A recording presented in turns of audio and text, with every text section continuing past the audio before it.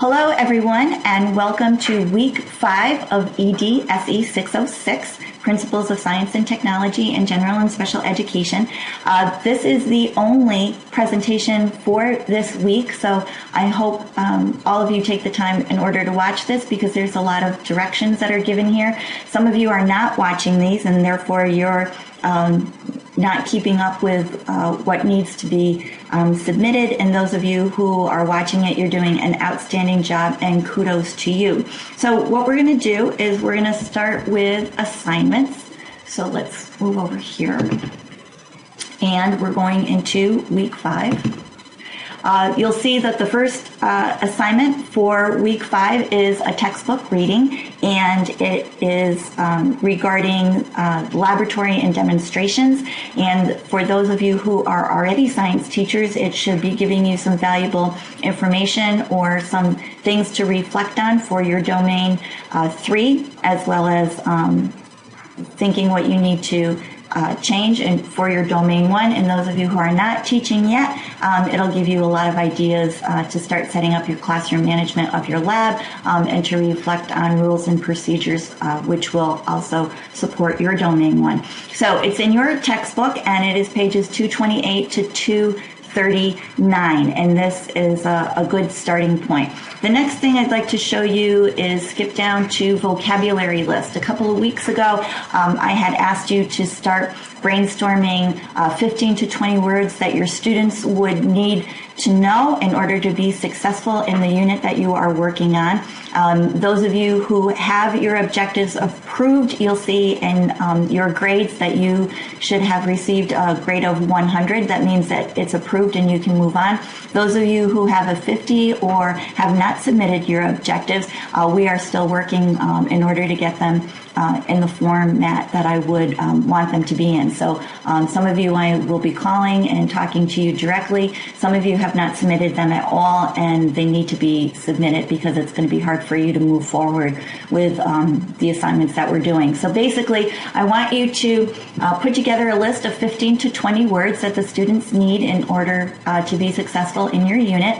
And I want you to also provide student-friendly definitions. This is a good judge for me because I'm not fluent in all of your subject areas, and this will give me a good idea if this is appropriate for students.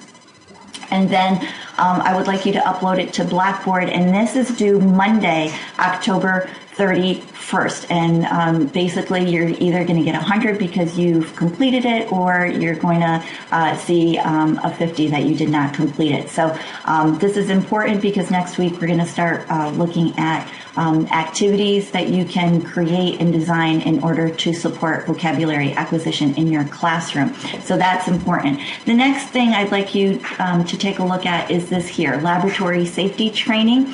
And all the reading that I've been doing for science methods classes, there's strong suggestion that methods courses go over more laboratory safety training. This is something that I don't have the knowledge and the experience and expertise in providing for you. However, I'm going to be working with Flynn Scientific Safety Training. Some of you might be aware of Flynn Scientific. They are a provider for scientific materials. You might actually be ordering materials from them, but they have designed a free safety training either for middle school or for high school, and I'm going to let you decide which one that you would like to sign up for. And there is the link that you can click on. It's going to take you here to their page. Just as a disclaimer, I or Touro College is not profiting from any kind of relationship with Flynn Scientific. If anything, you're the only ones that are going to be profiting. And on the bottom of their page, you're going to see this here, free safety training for teachers. And just sign up. You are going to have to sign up to give all this information. It is free. One thing that I would like to bring to your attention is if you're thinking that you want to teach middle school or are teaching middle school, then choose that certification. It's 6 hours long. And if you are already teaching in high school or you really want to go in that direction, then choose the high school version, which is 7 hours long. And basically there's only an hour difference because of the chemistry component of it. You are going to get certification, so I will know that you have completed it. There are presentations, there are handouts, there are quizzes that go along with it, and there is a final assessment. I will know that you have completed it because you can't go forward in the training unless you've done all of these steps, and then once you've completed training, I would like you to send me a copy of your certification. And this is going to be a great opportunity for you to demonstrate to a prospective employer that you have the appropriate lab training, which will put you at an advantage, especially when you do your student teaching or when you go to get a job. Okay, and this certification process should be completed by November 28th. So that is the weekend after Thanksgiving, so that should give you plenty of time to do it. There are like 40 to 45 chapters, anywhere from 2 minutes to a 10-minute presentation, so time yourself to make sure that you get it all done and that it's to me by that time period. Because of that, I'm going to have to review my grading. This was not something that I had anticipated when I put the course together. I'll have that done by this weekend, and I will update you about what your grade is going to look like. The last thing that I want to bring to your attention is this journal assignment, another interview question, and this is due December 4th. And throw this away. And basically what I want you to do is I want to use the information from the safety course that you've completed, the assigned textbook reading, and any outside sources that you might come across, and explain in written form, obviously, but explain as you would at a job interview for a high school position.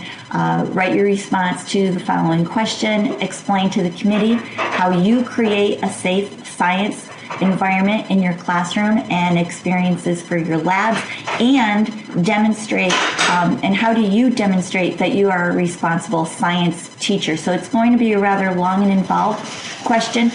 This is a very important question because if the interview committee does not get a good handle from you that you can provide a safe science environment, they are not going to want to take a chance in hiring you as a brand new teacher, especially with the state of the economy. If they can get a more experienced science teacher, they will hire that science teacher over a brand new science teacher, and there's going to be a lot of pressure on you right from the very first day of school that you are providing a safe environment, and your administrators are going to want to make sure that they are getting this sense from you.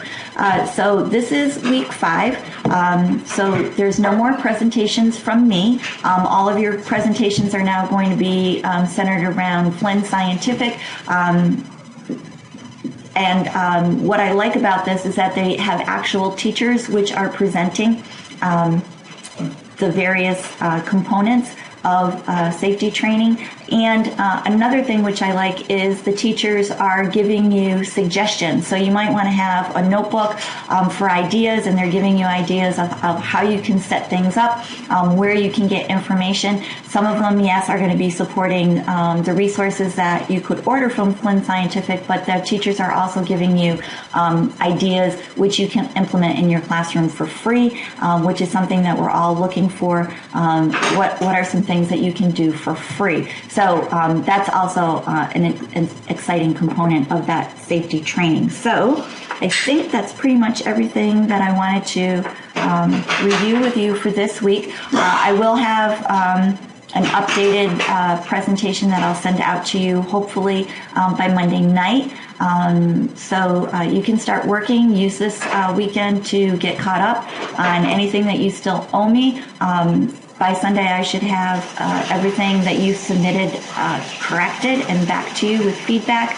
And then if there's any concerns with specific students, I'll be contacting you about what I need from you or things that you still need to focus on. So have a great week.